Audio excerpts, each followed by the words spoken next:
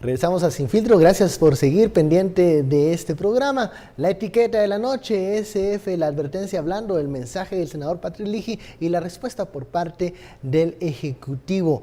Discursos, palabras, algo que se contrapone, ¿qué está realmente enviando el presidente como mensaje? ¿Un apoyo irrestricto al trabajo de CICIG o no tanto a la persona de Iván Velázquez? Muchos tuiteros nos dicen y preguntan, ¿qué de malo sería en este momento que se cambie a un comisionado? Si la oficina de la CICIG seguiría en Guatemala, si el trabajo debe ser institucional y que el traspaso de funciones debe continuar también con el Ministerio Público.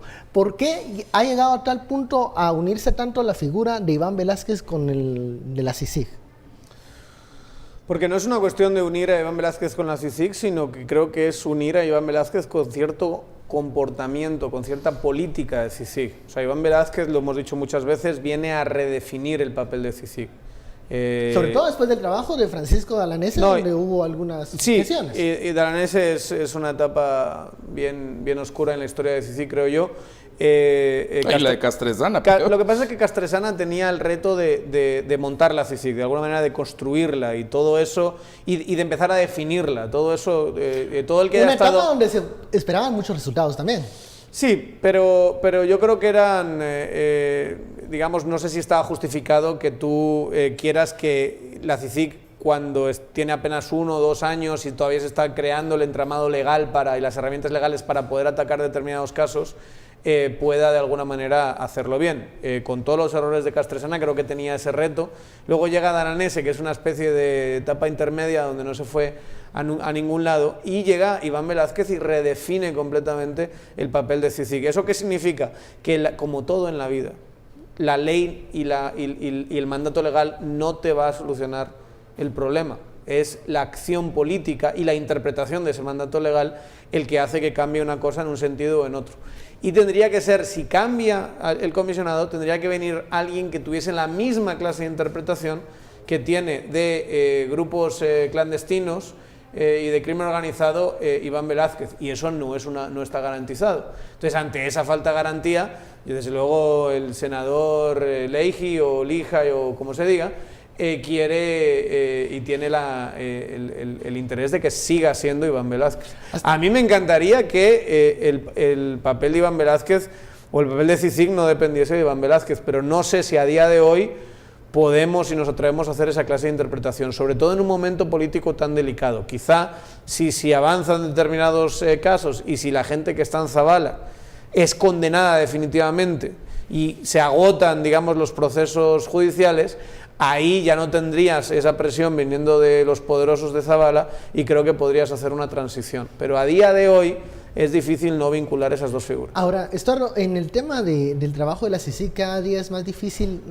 tratar de separar la figura de la CICIG con Iván Velázquez. Esto hace que en un escenario a futuro, en donde se traspasan las facultades de CICIG al Ministerio Público, eso esté cada día más lejos. Y ese es un problema que tenemos. Ese es un problema y es un problema de proceso, ¿verdad? Es, por ejemplo, vamos a ver, cuando llega un procurador de los derechos humanos, tiene tanta visibilidad que entonces la institución completa empieza a ser la persona. De hecho, eso mismo le está pasando ahora al procurador de los derechos humanos. Lleva tanta carga simbólica la persona más que la institución, que si la persona no se mueve en cierta dirección, entonces empieza a ser cuestionada con relación a lo que hizo o deja de hacer. Y entonces así es, aquí institución pasó a ser persona. Y ese es el problema que tenemos cuando los liderazgos son demasiado personalizados, cuando eso se llama los liderazgos carismáticos. Pasa mucho en las mega iglesias, cuando la iglesia pasa a ser la persona y si la persona se va, entonces no hay iglesia. Pongo el ejemplo de las mega iglesias porque es clásico, esa traslación de poder de un ente, de una organización, de una institución a una persona y la persona pasa a ser la institución. Ahí el reto fundamental es para esta persona, para no ser la institución, es empezar a generar otros líderes, porque esa es la primera función de líderes, generar otros líderes. No encerrarse para que no nazcan otros, sino que crezcan.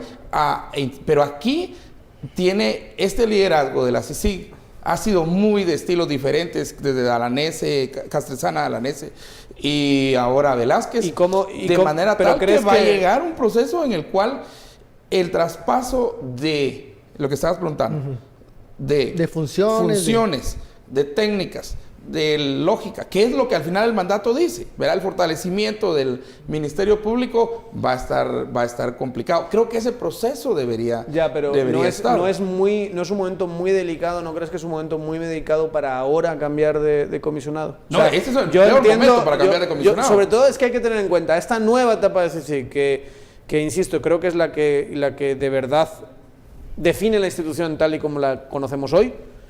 Empieza o se consagra por lo menos a partir de 2015. Es muy poquito tiempo. Exigirle institucionalización a una organización como CICIG con apenas 2-3 años haciendo esto de esa manera, creo que es, creo que no es muy realista. Y el hecho de que todavía estamos en procesos muy importantes. Está prácticamente todo el Ejecutivo anterior sentado en el banquillo de los acusados. Y en procesos donde se están alargando claro, sí, los tiempos, queridos, ¿no? amparos y demás.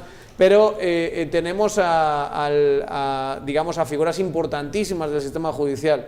Tenemos a otro tipo de élites, desde empresariales a sociedad civil, también allí esperando. Yo creo que es un momento muy delicado y creo que así es como el senador y como Estados Unidos lo está interpretando. Y yo, sinceramente, no creo que tampoco tenga muy buen eco en Naciones Unidas, que Jimmy Morales haga esa clase de petición. Por cierto, que eso también hay que recalcarlo, y hay que decirle al Jimmy Morales que no es enteramente su decisión, que él puede hacer la petición, no puede sacar él a Iván Velázquez, porque él no contrata a Iván Velázquez. Él hace la petición al secretario de Naciones Unidas. Y obviamente el secretario de Naciones Unidas va a tener en cuenta al presidente del momento en ese proceso. Pero eso de que yo le quito, yo le pongo, es una interpretación bastante arriesgada del amigo Jimmy Morales. Miremos casos, porque ver hacia atrás es importante y aprender de lo que nos sucedió. Cuando empezó una reestructuración del Estado, paralelo a casi a cada ministerio se hicieron los fondos sociales. Había un fondo de inversión social, había un fondo para la paz, había un fondo de esto, un fondo de educación, un fondo de salud, había todo tipo de fondos.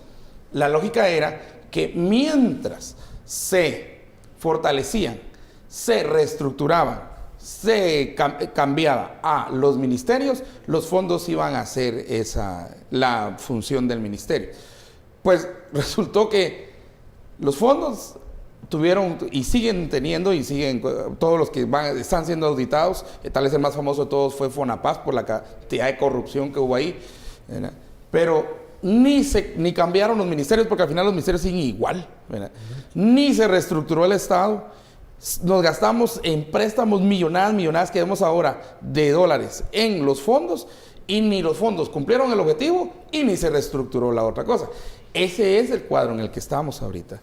Entonces, estemos o no de acuerdo, dejemos que el proceso siga, dejemos que el proceso vaya con las personas que están, ¿ya? Dejemos que siga, aprendamos. Ok, nos equivocamos, equivoquémonos, pues, ¿y cuántas veces nos hemos equivocado?